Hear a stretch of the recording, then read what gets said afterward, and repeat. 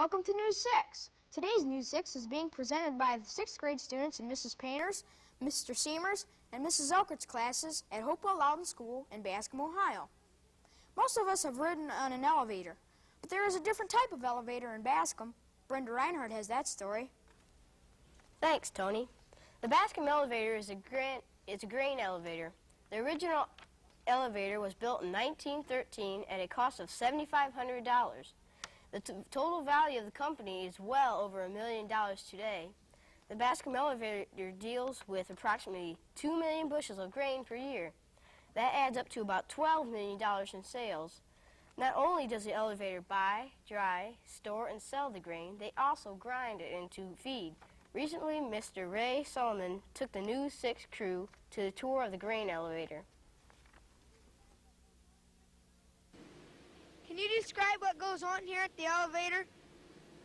When we buy grain from the farmers, and as it comes in, comes across our scale, and the girls in the office weighs it, and then the truck proceeds to the dump, where it's dumped, and the guys unloading the loads collect a sample and moisture test it then.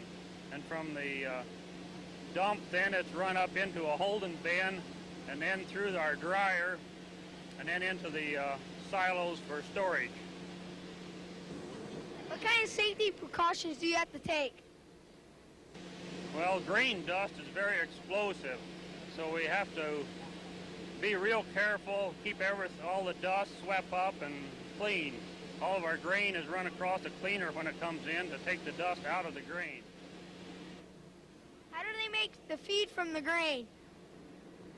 Well, we take corn, oats, some wheat, and it's run through a grinder and goes up into our big mixers, and then supplements are added to the grain, and after it's thoroughly mixed, it's loaded out into our bulk truck for delivery then. Thank you, Mr. Solomon, John Part, and Jay Frankert for News 6. The 6th graders at Hopewell Loudon Elementary have been working on a very interesting social studies project. Kevin Brickner has a look at that story. Thanks, Tony. What are castles made of? Well, the 6th graders at Hopewell Loudon have designed castles made of everything from popsicle sticks to plastic egg-shaped containers. It is part of a social studies project. The class is studying the Middle Ages. Mrs. Painter, the social studies teacher, decided that the best way to learn about castles was to make one. So the students gathered all sorts of materials and began designing and building their own castles. Some of the castles have modern kitchens and bathrooms with all of the comforts of home. Other castles are built more like the original castles with turrets and drawbridges. The entire second-floor hallway is lined with castles. The castles are being judged, and the best ones will receive prizes. In April, the best castles will be brought back to school and entered in the annual art show. We are very proud of the beautiful castles that our class has built. Thanks, Kevin. Our school is also proud of the great music program that we have. Here with that story is Lisa Reinhardt. Thanks, Tony. Many of the music students in our school begin in the elementary music classes and continue right through high school. Maybe that is why Hopewell Loudon has such an excellent music program. The 5th and 6th graders have a choir, there is a junior high choir, and a high school choir. The high school choir has won recognition at the state competitions over the past years. The high school band also won many superior ratings at state competition.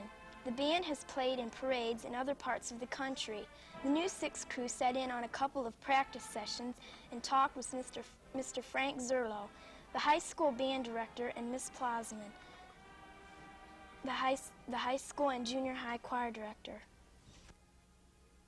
Our band has been very successful in the last few years. We've got superior ratings in the state contest 7 consecutive years. The band has appeared in Orlando, Florida, and also appeared in Nashville, Tennessee. The band plays in many parades. Last summer, the band placed first in the Firemen's Convention, Northwestern Firemen's Convention. We start our program course in the 5th grade. We have an elementary band, and then we have a junior high band, and of course the high school band.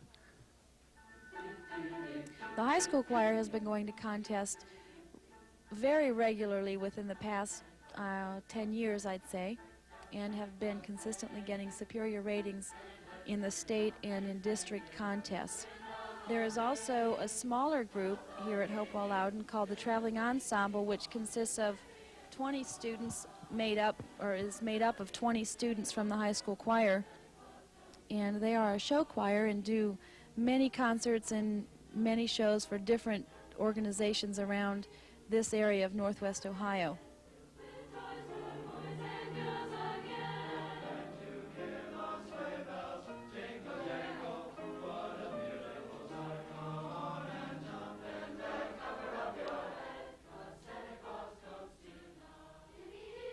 We also visited the 5th and 6th grade choir, which is directed by Candace Hack. It is always fun to go on a class trip. This year, all of the 6th graders in Seneca County went on a very special trip.